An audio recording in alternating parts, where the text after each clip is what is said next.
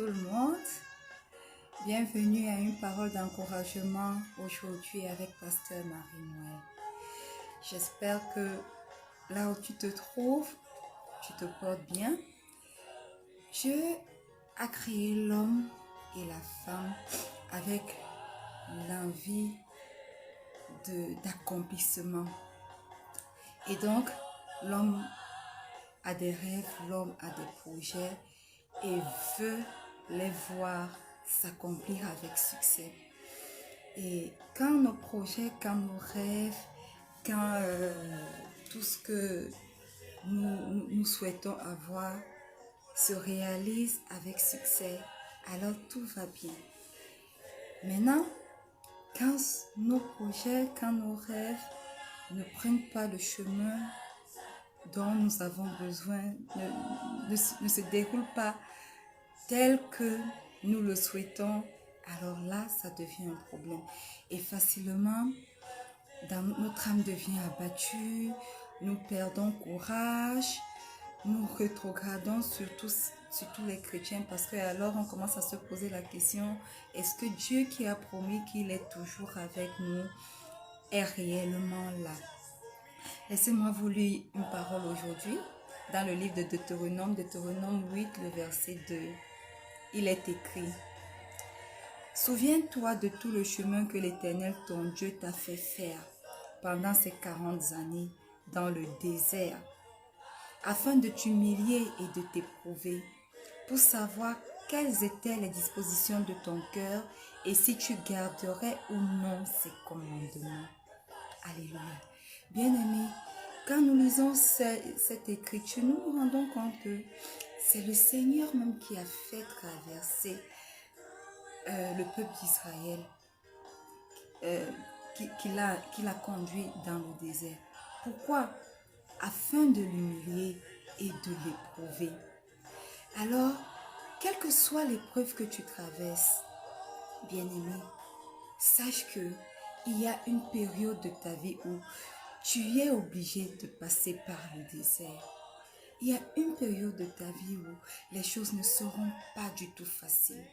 Il y a une période de ta vie, le plus important que tu dois retenir ce soir ou ce matin, dépendamment de là où tu te trouves, c'est qu'il y a une période de ta vie où le Seigneur lui-même te fait passer l'épreuve, te fait passer par un test. Amen. Et voyez-vous, en ce moment, nous devons persévérer. Nous devons plus que jamais garder la foi. Nous devons nous humilier. Parce que beaucoup de chrétiens ne s'humilient pas. Voilà pourquoi, quand tout devient difficile, alors ils rétrogradent tout simplement et disent Dieu n'existe pas. Oh non, Dieu ne permet pas la maladie, Dieu ne permet pas les tempêtes. Mais il permet certains moments difficiles dans vos vies pour pouvoir vous humilier et pour vous éprouver. Alors, quelle est la bonne attitude à avoir face aux difficultés de la vie, face à ces maladies qui viennent de nulle part pour nous terrasser, face, je ne sais pas, aux difficultés dans nos foyers, face au manque peut-être d'enfantement, face à ces problèmes financiers. Ouvrons nos Bibles encore dans Jacques. Nous allons lire Jacques 1, le verset 12. Il est écrit: Heureux l'homme qui supporte patiemment la tentation, car après avoir été éprouvé, il recevra la couronne de vie que le Seigneur a promise à ceux qui l'aiment. Amen. Quand nous lisons ce verset, nous devons comprendre tout simplement que le Seigneur a de grandes récompenses pour nous. Écoutez, pour arriver à notre terre promise, nous devons passer par le désert. Amen. Et le désert n'est pas toujours facile.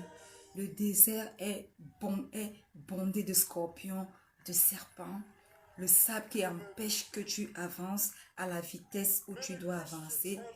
Le désert a souvent le manque d'eau parce que les points d'eau sont rares dans le désert.